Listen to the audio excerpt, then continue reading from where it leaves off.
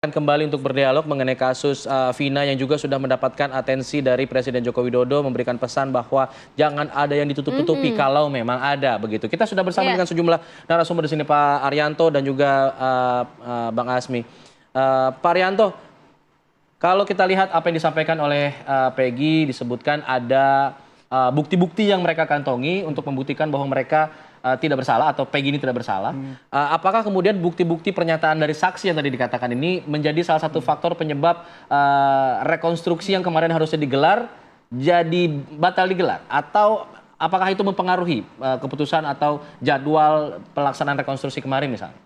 Saya tidak bisa menjawab ya, nggak tahu itu apa kaitannya Barangkali dengan informasinya rencana dengan berita ini. Tapi saya menanggapi ini tadi, kenapa kok sampai korban ini melapor pada Pak Jokowi ya? Itu merupakan suatu gambaran, Pak, bahwa masyarakat sekarang ini masih diperlakukan oleh polisi kurang adil, kan gitu kan ya? Anaknya nggak salah kok kemudian ditangkap, main tangkap saja kan? Nah ini juga harus diwaspadai oleh polisi. Sementara kan polisi menetapkan tersangka ini kan berdasarkan bukti yang cukup. Menurut dia bukti-buktinya cukup. Dan itu pun atas desakan dari kemarin itu. Karena tersangka 8 tahun kok nggak ditangkap-tangkap. Nah sekarang sudah ada kemarin ditangkap. Tapi setelah ditangkap masih dikatakan itu salah tangkap kan gitu kan. Cepetan, buru-buru katanya. Ini kalau bagi saya ya, ini suatu peringatan pada polisi supaya lebih transparansi lagi.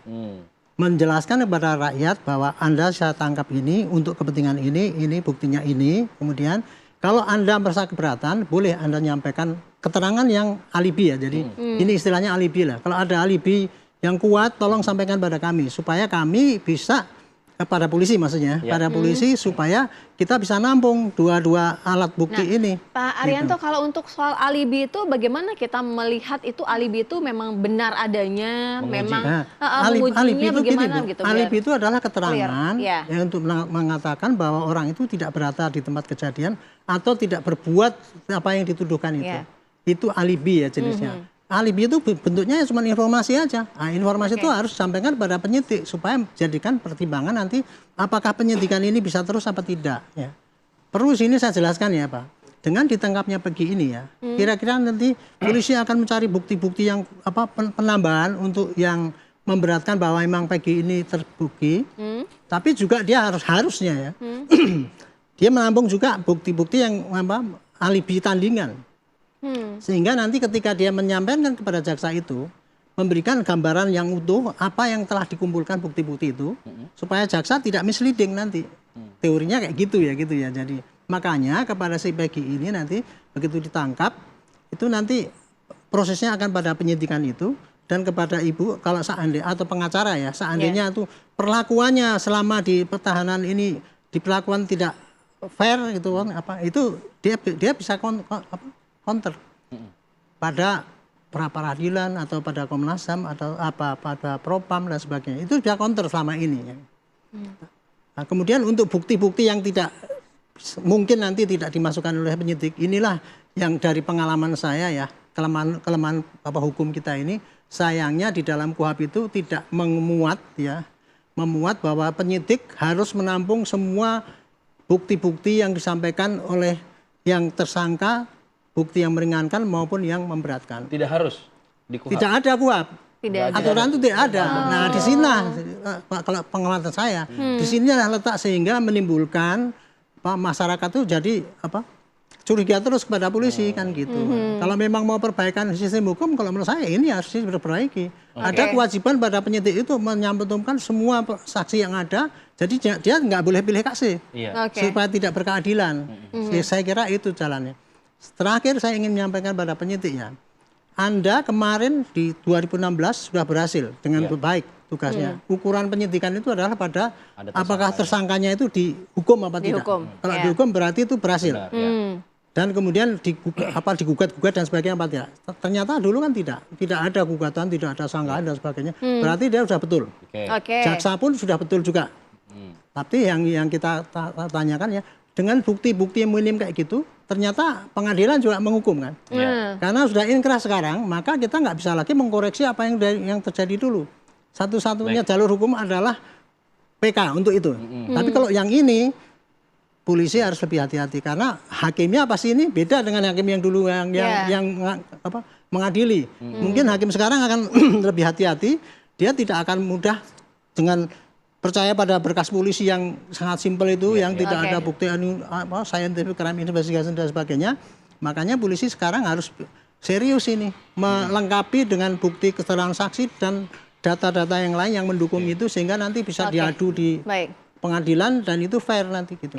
Kira-kira gitu. Baik. Kalau dari Bang Asmi segi hukumnya seperti apa? Ini kan DPO baru akhirnya ditangkap dan juga akhirnya dilakukan rekonstruksi untuk si Peggy ini kan, bagaimana untuk mengetahui perannya. Tapi apakah rekonstruksi ini juga berkaitan dengan yang sebelum-sebelumnya atau seperti apa? Tapi nanti dijawabnya ya Bang ya. Usai jeda ya. Kita harus iklan dulu. Siap. Usai jeda kami segera kembali.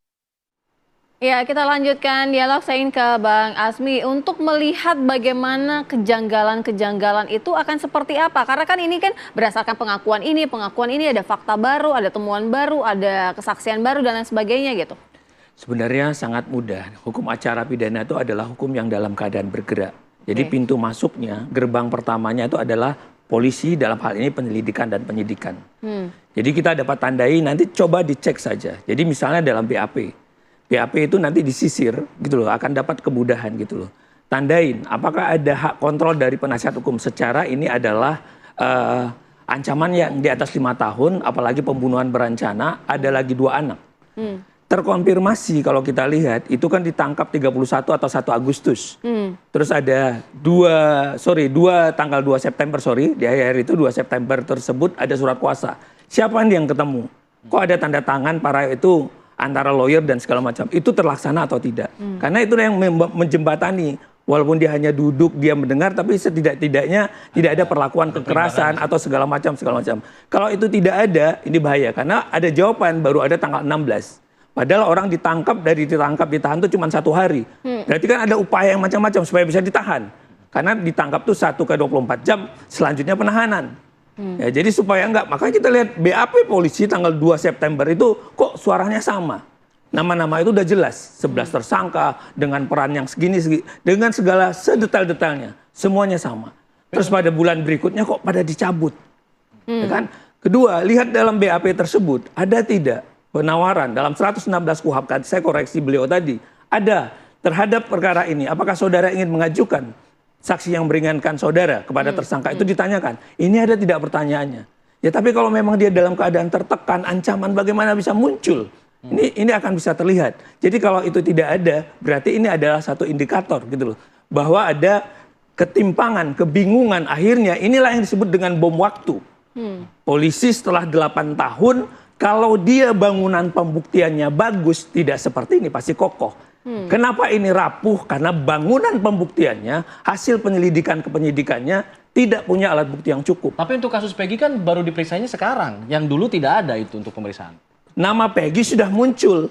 Tapi belum diperiksa orangnya waktu Jadi itu. Peggy itu dalam putusan sudah ada. Nanti kita betul di putusan sudah ada. Ya gitu ya, dalam putusan nomor 4 2017 itu dari dakwaannya sudah ada. Peran Peggy itu sudah ada. Gitu loh.